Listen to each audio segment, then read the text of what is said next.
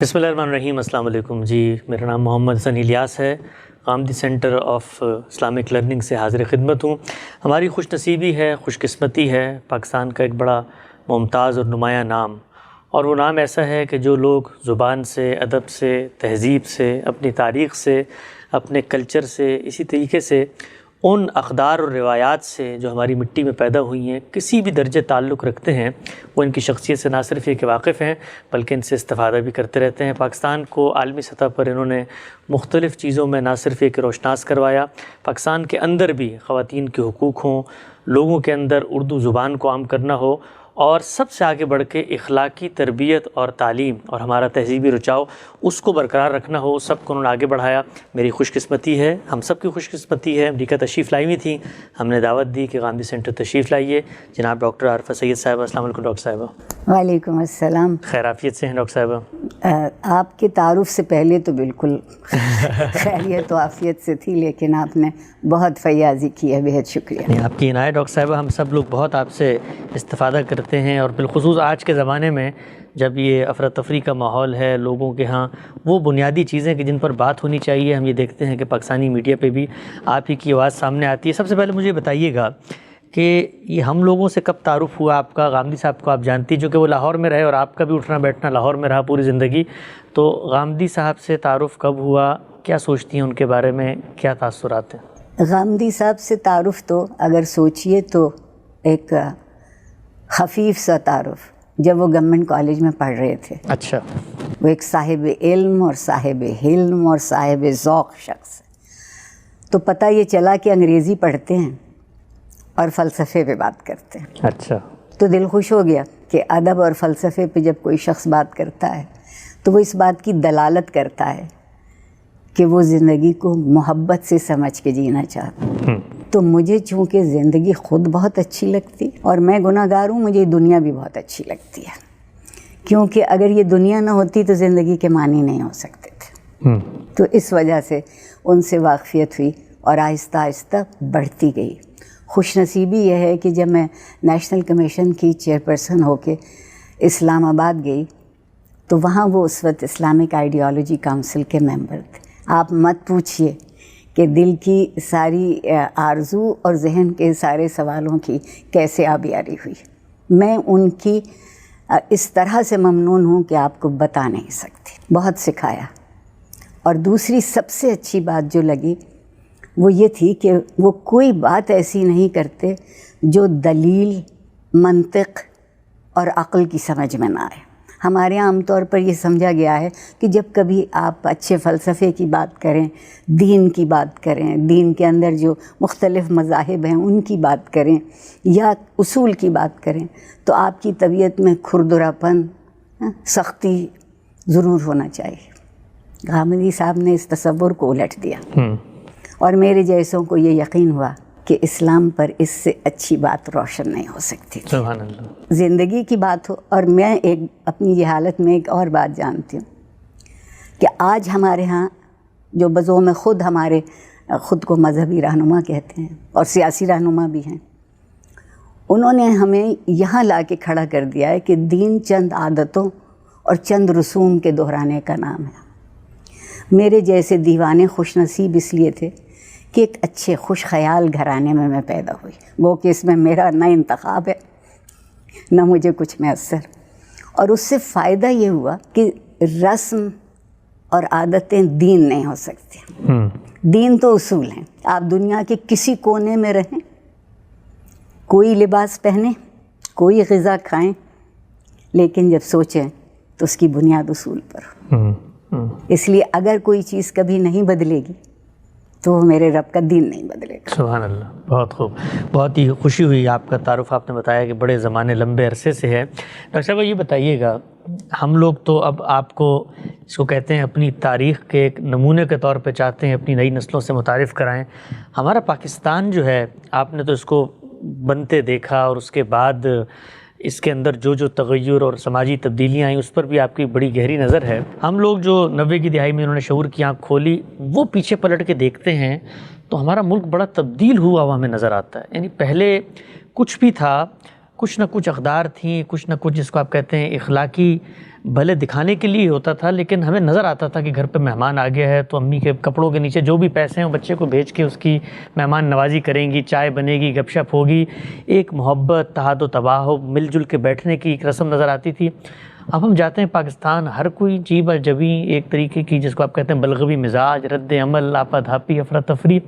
سماجی سطح پر آپ محسوس کرتی ہیں کہ یہ ہمارا ملک بہت بڑا تبدیل ہوا؟ بہت زیادہ۔ اگر آپ جاہل آدمی کی ایک بڑی خوبی ہے کہ اسے کچھ معلوم ہو یا نہ ہو بولتا ضرور ہے۔ اس تعریف پہ میں صادق آتی ہوں، بہت بہت بات کرتی ہوں، اور مجھے سب سے زیادہ تکلیف اس بات کی ہے کہ جو جنوبی ایشیا کا مسلمان ہے اس کے پاس بڑی قوی اور توانا تہذیبی وراثت موجود ہے۔ میں روایت نہیں کہہ رہی، ورثہ موجود ہے، اور اس ورثے میں برداشت اور حلم سب سے بڑی چیز تھی۔ میں جنوبی ایشیا کا مسلمان ہوں، مجھے دوسرے مذاہب کے ساتھ جینا آیا، دوسری زبانوں کا احترام کرنا آیا، دوسرے لوگوں کے جو پیمانے ہیں آپ ان سے اختلاف کرتے ہوں صحیح، مگر ان سے دشمنی کی گنجائش نہیں ہو سکتی۔ اور میری سمجھ میں بہت دنوں سے یہ بات کہہ رہی ہوں، آپ شاید میری اس کو کچھ بہتر کر سکیں، کہ ہم اب ایک دوسرے سے وہ سوال پوچھتے ہیں جو خدا ہم سے پوچھے گا۔ بہت اہم بات کیا آپ نے۔ ہم وہ سوال ہی نہیں پوچھتے جو ہم ایک دوسرے سے پوچھ سکتے ہیں، ہم وہ کام ہی نہیں کرتے جو ہم ایک دوسرے کے لیے کر سکتے ہیں۔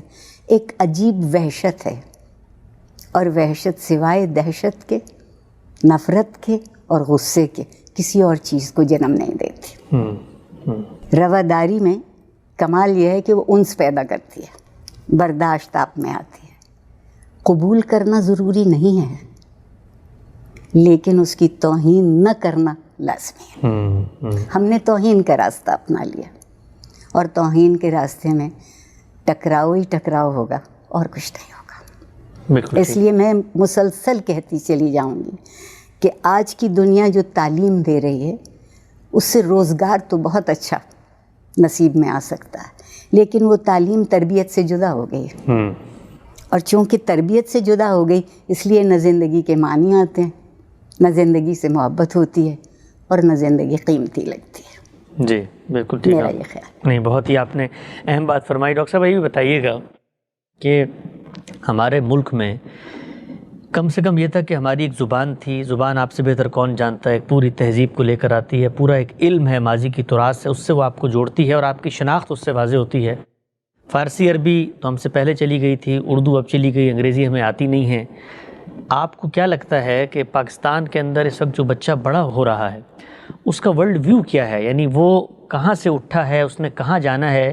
یہ زبان سے جو دوری پیدا ہوئی، اور ذرا یہ بھی بتائیے گا کہ دوری پیدا ہوئی کیونکہ لوگ اس کو بھی عام طور پر اتنا تسلیم کہتے ہیں اردو تو ہم بول ہی رہے ہیں، تو اس زبان سے دوری نے ہمیں کہاں لا کے کھڑا کر دی؟ دیکھیے، زبان سے دوری کی آپ نے بہت اچھی بات کی۔ میں ہمیشہ ایک جملہ کہتی ہوں، آپ کے لیے بھی دہراؤں گی، کہ خیال کا وطن زبان ہوتی ہے۔ سبحان اللہ، کیا بات ہے۔ اور جب آپ کے پاس زبان کے لیے گنجائش نہیں رہے گی تو خیال تو ختم، خیال ختم ہو گیا۔ میں اور آپ لفظوں کے بغیر نہیں سوچ سکتے۔ جب ہم سوچتے ہیں تو لفظ تصور ہوتا ہے، اور جب ہم بولتے ہیں تو لفظ پیکر ہوتا ہے۔ اب صورت یہ ہے کہ اگر تصور اچھا ہوگا تو پیکر بھی اچھا ہوگا، اور اگر تصور اچھا نہیں ہے تو پیکر کو بھول جائیے۔ افسوس یہ ہے کہ جس انگریزی کے ہم اتنے گن گاتے ہیں، اور آپ میری بغاوت دیکھیے، انگریزی کی کھاتی ہوں، اردو کی گن گاتی ہوں۔ اردو کے اس لیے گن گاتی ہوں کہ یہ وہ زبان ہے جس نے دوسری زبانوں کے صرف ادب اور لغت کو نہیں لیا، بلکہ وہ اثر جو معاشرے پر ہوتا ہے اس کی تاثیر اپنے اندر رکھی۔ تو جب آپ اردو بولتے ہیں تو آپ کو اندازہ ہوتا ہے کہ یہ ایک کسی خاص طبقے کی، ایک کسی فرقے کی، ایک کسی گروہ کی، کسی قوم کی زبان نہیں ہے، یہ ایک تہذیب کی زبان ہے۔ اردو نے کمال یہ کیا کہ تہذیب کو آپ کے سامنے مجسم کر کے کھڑا کرتی ہے۔ اگر اردو سے ہم ناواقف تو ہوئے، اب تو مذاق اڑاتے ہیں۔ جو کوئی اپنی زبان اور اپنے تہذیبی ورثے کا مذاق اڑاتا ہے، دنیا میں بھی آج بھی اس کے لیے کوئی گنجائش نہیں ہوتی۔ ہمارے ساتھ یہی ہوا ہے، بالکل ایسے ہی۔ گھبراہٹ کا شکار، ہیجان، ہم لڑتے بہت اچھا ہے، ہم بات نہیں کر پاتے۔ بالکل صحیح۔ یہ بتائیے گا ڈاکٹر صاحبہ کہ آپ نے خواتین کے حقوق کی، جس کو آپ کہتے ہیں ایک طریقے کی پوری تحریک کو فکری سطح پر بھی اور عوامی سطح پر بھی جہاں جہاں آپ کو موقع ملا آپ نے یہ آواز بلند کی کہ بھائی یہ جو تفریق تمہارے ہاں موجود تھی اور بالخصوص ہمارے بر صغیر میں وہ نظر بھی آتی ہے، اس کے خاتمے کا وقت ہوا چاہتا ہے، اور وومن امپاورمنٹ، بچیوں کو یہ شعور دینا کہ تمہاری اپنی ایک شخصیت ہے، تمہاری ایک اپنی جداگانہ حیثیت ہے، آگے بڑھو اور سماج میں اپنا کردار ادا کرو۔ کچھ بہتری نظر آئی آپ کو پاکستان میں پچھلے کچھ عرصے میں تعلیم کے نتیجے میں خواتین کی خود مختاری کے حوالے سے؟ اگر ذرا سے پھیلا کے دیکھوں تو شاید بہت منفی جواب دوں گی کہ اتنا نظر نہیں آتا، لیکن ہوا ہے، لیکن ہوا ہے، اور ہوا اس وجہ سے ہے کہ جو مواقع انسانی حقوق کے لیے لڑ کے پیدا کیے گئے، اس میں بیٹیوں کے ماں باپ کی ذہنی سطح میں تبدیلی آئی، پھر وہ ان تک پہنچی، اور تبھی ہو بھی سکتا تھا۔ اگر کوئی معاشرہ کسی قدر کا ساتھ نہیں دیتا تو وہ پھل پھول نہیں سکتی۔ اس لیے جو میں ایک بات اور بھی کہتی ہوں، میں عورتوں کے حقوق کہتی ہی نہیں، انسانی حقوق ہیں۔ سبحان اللہ۔ کیوں عورت کا انسان نہیں ہے، اس کے حقوق کہیں اور سے آئیں گے؟ بالکل نہیں۔ میں بہت، مجھ سے اپنے بھی خفا ہیں، بیگانے بھی ناخوش، یہ انسانی حقوق کی بات ہے۔ اب یہ ایک اور بات ہے کہ پروردگار نے مجھ کو کن خاصیت اور کن خصوصیات کے ساتھ پیدا کیا۔ میرا ایک مادی وجود ہے، اس کی شکل و صورت مختلف ہے۔ اس مادی وجود کی شکل و صورت مختلف ہونے سے یہ کہاں ثابت ہوا کہ میرا اخلاقی وجود بھی مختلف ہے؟ سبحان اللہ۔ کیا جب میدان جنگ میں سپاہی لڑنے جاتا ہے تو قد لڑنے جاتا ہے، وزن لڑنے جاتا ہے، بینائی لڑنے جاتی ہے، کان لڑنے جاتے ہیں، یا حوصلہ، ہمت، ارادہ جاتا ہے؟ اگر یہ جاتا ہے تو وہ عورت کے پاس بھی ہے، اور جتنی چومکھی وہ زندگی میں لڑتی ہے، مرد اتنا چومکھی نہیں لڑتے۔ اور میرے پروردگار نے جب سزا اور جزا کی میزان رکھی تو یہ نہیں کہا کہ عورتیں سب کی سب جہنم میں جائیں گی جیسا کہ ہم سے آج کے ملا کہتے ہیں، اور آپ سب لوگ جنت میں بیٹھیں گے۔ نہیں کہا کہ جو یہ کرے گا اس کے ساتھ ایسا ہوگا۔ یہ انمتا علیہم کا راستہ ہے اور یہ مغضوب علیہم کا راستہ ہے، چننا تمہیں جو چاہو چن لو۔ سبحان اللہ، بہت خوب۔ آخری سوال ڈاکٹر صاحب آپ کی خدمت میں، یہ بتائیے گا کیا پیغام دیں گی ہمارے ہاں کے نوجوان بچوں کو؟ اس وقت آپ جانتی ہیں کہ یہ پوری دنیا میں ٹیکنالوجی کا چکا چوند، ایک طریقے کے جس کو آپ کہتے ہیں آگے بڑھنے کا جذبہ، کیریئر اورینٹیشن، یونیورسٹیاں، ڈگریاں، تعلیم، نوکریاں، اور جو ہمارا اوور آل اسٹرکچر بن چکا ہے اور زمانے کی جو حرکیات ہیں اس میں ظاہری بات ہے معاش کے بغیر آپ جی بھی نہیں سکتے، تو ایک دوڑ نظر آتی ہے ہمیں ہر طرف کہ جی آپ نے جانا ہے اسکول، پھر وہاں پہ تعلیم کے بوجھ اٹھا کے یونیورسٹیاں، ڈگریاں، اور پھر اس کے بعد جا کے دنیا کے اس نظم اور کارخانے کو چلانا ہے اور اپنے بھی سامان کا بندوبست کرنا ہے۔ کیا بتائیں گی اس نوجوان کو کہ زندگی کیا ہے، اس کی حقیقتیں کیا ہیں، اور یہ سب کچھ تو تم کر ہی رہے ہو، اس کے علاوہ کیا کام کرنا ہے کہ یہ کرنے کے بعد تمہاری جو منتہا ہے، تمہارا جو امتیاز ہے بطور شرف انسانیت کے، اس تک تم پہنچ سکتے ہو؟ افسوس کہ یہ کام ہمارے ہاں جب میں پل بڑھ رہی تھی قبل از مسیح میں تو تربیت تعلیم کا لازمی جز تھی۔ خالی تعلیم کو کوئی کچھ نہیں جانتا تھا جب تک کہ وہ تعلیم تربیت سے وابستہ ہو کے، پیوستہ ہو کے، بلکہ پاک ہو کے آپ کے اندر نہ پہنچے، وہ آپ کے اندر قدریں رکھی جاتی تھیں۔ آج آپ دیکھیے کہ معافی چاہتی ہوں کہ ہمارے ہاں نوجوانوں کو ہیجان میں مبتلا کرنا سکھا دیا گیا ہے۔ بات کا جواب نہیں آتا تو آواز اونچی کر لو، مسئلہ حل نہیں کر سکتے جلوس نکال لو، کسی سے خفا ہو تو گالیاں دینا شروع کر دو۔ تو جو تہذیب کے عناصر ہیں وہ ہمارے بڑوں نے ہم سے، ہمارے نوجوانوں سے علیحدہ کیے۔ میں ان سے صرف ایک بات یہ کہتی ہوں کہ اگر اس مرحلے تک پہنچے ہو کہ خون گرم ہے، احساس شفاف ہے، دل اپنا صحیح جگہ پہ دھڑکتا ہے، تو بجائے اس طرح کے ایک اندھی تقلید میں گزارو۔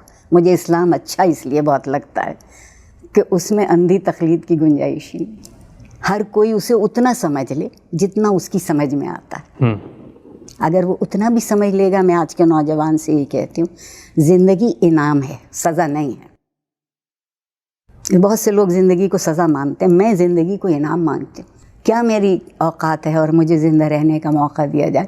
میں بڑی ہی عاجزی مگر بڑے اعتماد سے کہوں گی کہ میں پاکستان کی پہلی نسل ہوں، اور میں نے خوش پاکستان دیکھا، روادار پاکستان دیکھا، برداشت والا پاکستان دیکھا. اور آج ہم نے یہ مٹا کے یہ سوچا ہے کہ ہم طاقتور ہو گئے. اگر طاقت صرف جسمانی طور پر زیر کرنے کا نام ہے، مادی طور پر پامال کرنے کا نام ہے، تو صرف پہلوانوں کی حکومت ہونی چاہیے. لیکن اگر زندگی عقل سے، احساس سے اور ایک مہذب رویوں سے، تہذیب کسی مشکل چیز کا نام نہیں ہے، تہذیب انتخاب کا نام ہے. قوت تمیز جو پروردگار نے ہم سے وعدہ کر لیا کہ ہم نے تمہیں دی ہے کہ تم امتیاز کر سکو، تو یہ میرے نوجوانوں کے لیے ناممکن نہیں ہے. اور ایک بات، پروفیسر قرار حسین صاحب کا آپ نے نام سنا ہوگا، ان کی ایک بات مجھے یاد آتی ہے کہ شخصیت پرست معاشرے بت پرست معاشرے ہوتے ہیں. سبحان اللہ. بس آپ بت پرستی سے بچ جائیے. بہت خوب ڈاکٹر صاحبہ، بہت ہی خوشی، مسرت اور تہنیت کا موقع ہے، آپ سے ہم کلام ہونے کا موقع ملا. آپ نے تشریف لائیں، ہماری نیک تمنائیں، دعائیں آپ کے ساتھ ہیں. اللہ تعالیٰ آپ کو آپ کے مشن میں کامیاب کرے. آپ کے وقت کا بہت شکریہ. آپ کا بھی ہے شکریہ. آپ نے